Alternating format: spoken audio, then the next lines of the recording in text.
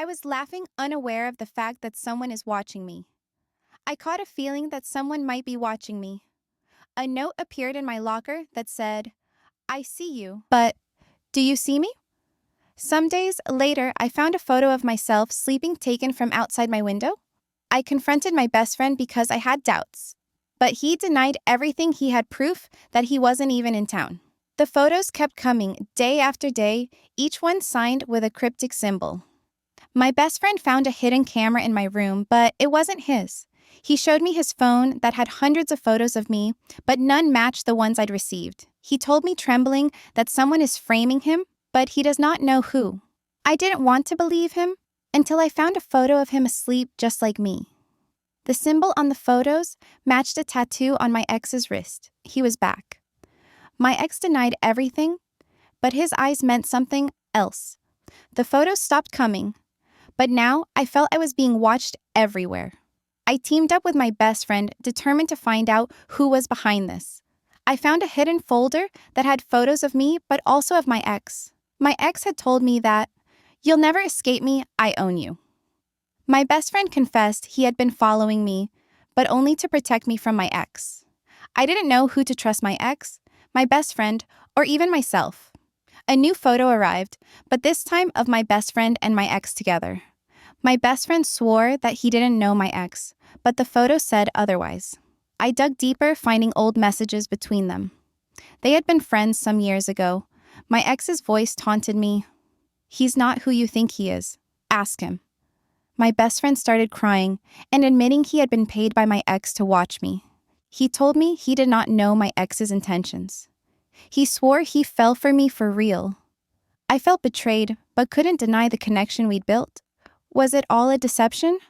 My ex showed up at my door smiling and told me, "Did you really think he loved you?" I slammed the door shut, but his laughter followed me, echoing in my mind. My best friend begged for forgiveness, handing me a USB drive and said, "This will explain everything." The drive contained videos of my ex stalking me long before my best friend entered the picture. My crush had been hired to watch me, but he'd fallen for me instead. My ex's voice hissed, "You'll never be free of me. I'll always be watching."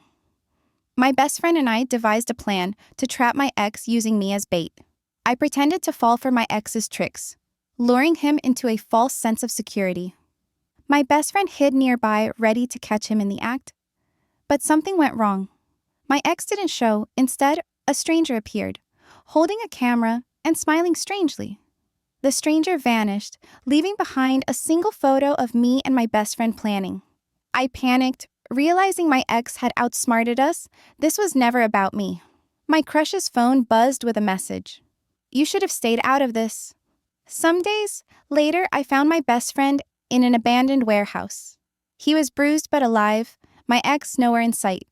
My best friend whispered, "He's not after you this time. He's after me." My ex's voice echoed through the warehouse. "You took everything from me. Now I'll take her." My best friend fought back, but my ex was furious, his eyes wild with rage. I tried to confront my ex, but he effortlessly stopped me. My crush tackled him, and they fought as I called the police. The police arrived, but my ex was gone, leaving behind only a trail of blood. My crush was hospitalized. His injuries were severe, but he smiled when he saw me.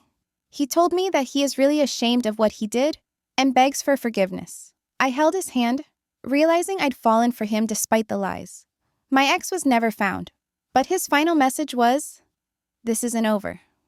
1 year later, a photo arrived that was of my crush and mine, smiling, with the same cryptic symbol.